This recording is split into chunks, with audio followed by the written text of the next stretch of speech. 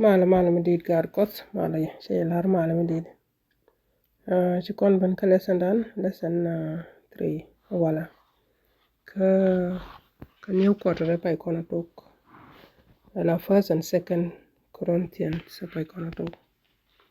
So quarter dunga ikona kwen ke July ke August ke September. Lo pa bata ke pa bukan. Shilo di te ko je ban ka wala. Ban ruan ko te ne ban ko nyok. Chema la kon ka nyok no wan ba Thursday balat ke ba nyok ya. Kan kono wora yi rajan cha lat kon ka Thursday bana memory text bana je kwen. Then in sign dunga lesson 3 cha go unity in Christ, which means our mat Ray Christo. Memory text dan mana jeka First Corinthians Shokel Badon William cha gori ba kwen ka tugun gini ba kulo wono de lo jumat ko tongwara. I appeal to you, brothers, by the name of our Lord Jesus Christ, that all of you agree. Ajanan lara yeroj damare should Kwarani Jesus Christ. That all of you agree. Woda yendialda yentamat that there will be no division, and woda tell the kamnikun, but that you be united in the same mind. Janeda yeromat the shara kela and the same judgment. Kiye ke gonya kela. Namajan memory text dan. Roger ke unity in Christ. Mat re Christ. Kan kono kon yam ba kon shiro ko to. Wala jaw bani ko so ko den leven ko le roine ko den bene ko banat. Roger ke mat redo. Ko shela ro bene kel mi pal. Shukot je ti jona ne jikwaru bukene kel shenime ejin kel yeno kot kula gur ki yo kodro wadi langi ko ne mo ki yedo mene mat re nokodo te di al shodo kat ki ngwaro. Amen. Gwa Thursday che gori a lifestyle that reflects the cross. Jawa Chiang teka men nyone jadanger. Jawa chiang teka men nyone nyap. Jada cha Jesus men cha potin. Kon de kwala kon right ki jad Jesus. Cha goro wore Bible cha right ke cross ke right ke jadan cha Jesus potin. Watele jelot. Kene de kot. Lakin kene de ngai kot. Chawa power kibo. Mi shuru ai kene de kot. Tin kan kot kan kana ngach. Mele de ko Jesus se bana ka cha pote ke shelu ko de la kana ko jo chere mi. Kuji melade ira ma.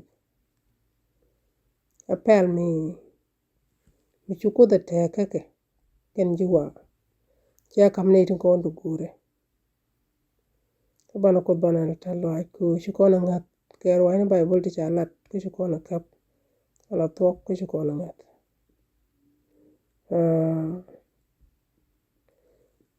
Anto mro ikon ka lifestyle ki shiang shuni ki shiang goya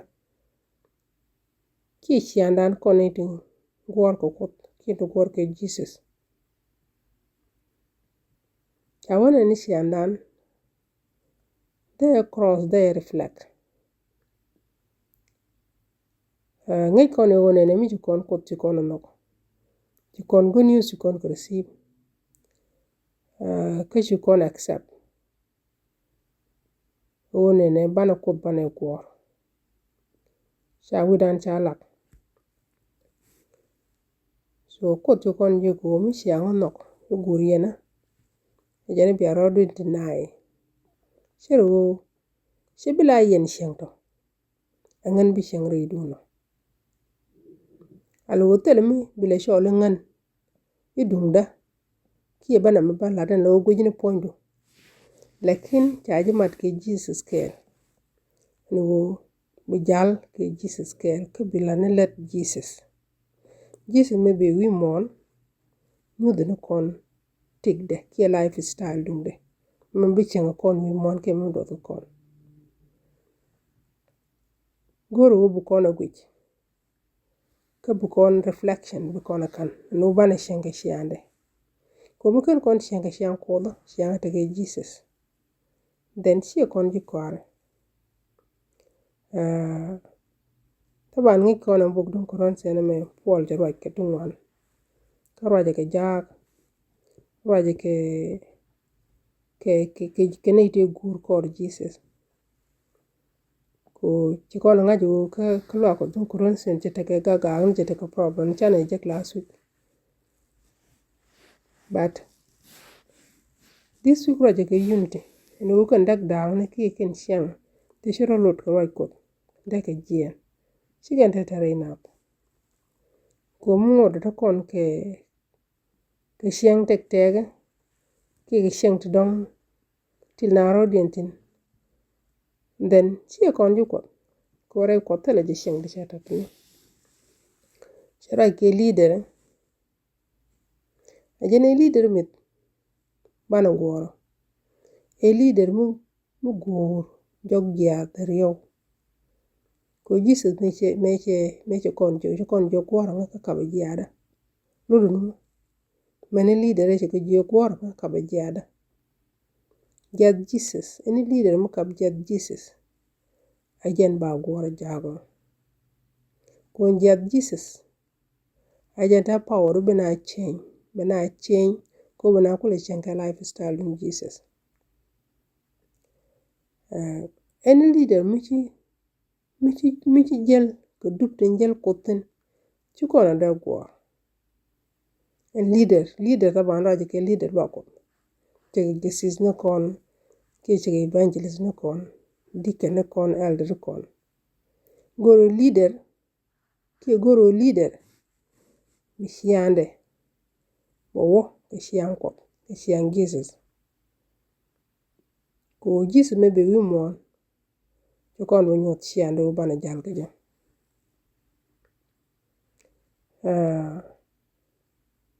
Jesus me chala ro ne shibbi bi jirana gor shibli teng ne jen bi teng ne ngare do tel mi bana reflect korodan che mi shi mu gwalat mu ci roje gwa wo ngane shetana ki yi ci mutana teleje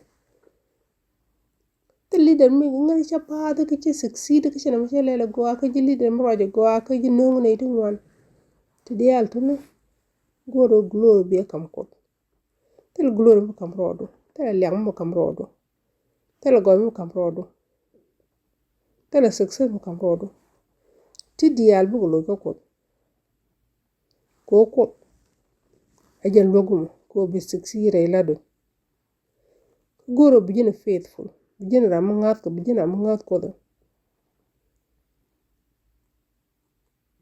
bijina mungo binaiti la ji gol ko do bi ken ngat bite ke faithful ne resi ngalo jiada na nger bana jakap ka bana Jesus bana go ko shalare in cross nganywane ka kon ji kwal ke power ko kon le mu ko le safe ke mun ko kon le jago buka resi ngada so cross lo do wan lo do safare hele jin yeli ngo bi safar hele jirwa de ko bi safar ke Jesus terik ti ci ji resi ngada ti ci pan ko ne ajiran ko ke jiran ko Jesus ke tene ti shen je ko jiran ko Jesus biro lu ti ke kan tchedan ko re shen Jesus ta shen je ko misala ta wo ci ga shu ke ne te ko Jesus tan yen ba ta wo ci wote ke met tele ke bi ni ti jom tele ke piu tel ku tan dien tek tel ka bien ni ko ma tan dien cha ka dwe che pol jani cha dwe che kan koron cha ka bubu cha ka stone kati dia to lat ka ku Jesus hel ajen chianga chianga kon ka face ka tisha to ne has a follower of Jesus ko ro dan tie kia how much we suffer ka ku ko how much you suffer misalin mi jira mata ka position ka church don rira jego ya ka ji cha ro juling chine mi cheten but to the alton le take ku Jesus ko Jesus me te mon cha shin je pat kana responded ko bro de defend so goro kon di kar kot kon di kar yeshu ko ta ga shi amma mo re shi amda sambra lo kona go jo chere mi chi chere mi lat gane ka be chere mi chi gite cha da lat yaman cha la ro ne mi chi na pat ku shuidu ri ne ku shamdu kona go chere mi ker wani to do three bible bar wani ko ker wani to to goro bana chup ka level o chong yora ne ji ki chong ko ra ne ji ki chong yora ne ji shi react ko che to ka Jesus cha che ka tel mi lat nyamde kel ra defen bet ka bet kan to ne bana ka ti da shianga dan shianga kontina no bu ko ne ko Jesus ko bu ko lo ko bana jara ide ba chongwa ma ba go ko pal ko re jago kon ye ko so ara ta la ko din ko go ne shenko wa din bu kare ala ka bi ka shenko bne lo ko bne ko yo ja dan ger ko din rik dial ti chi gi bi ne je ko gur ne wa din long ne ko bne ko overcome je me chi ko overcome kine bilet ko pan ko wadin bine let ke jimi te mu ga mu to gre da ko tin kine ro bilia ko go ko dial bo ko ji tel mu naw ne la ran ko tin tol gat ko go tin ka barido ne ingat ngat to go din chang der dial ko tin ne la ba go ne shine ti ke ji ching ne ke ji ko tin ko no ne yedu tan kel go juan tan kel ke ne ti go ro ko tin che la ro go ro ngam ya ngajar long de be go de be ti ji dial shuru gat ko yongo aro amen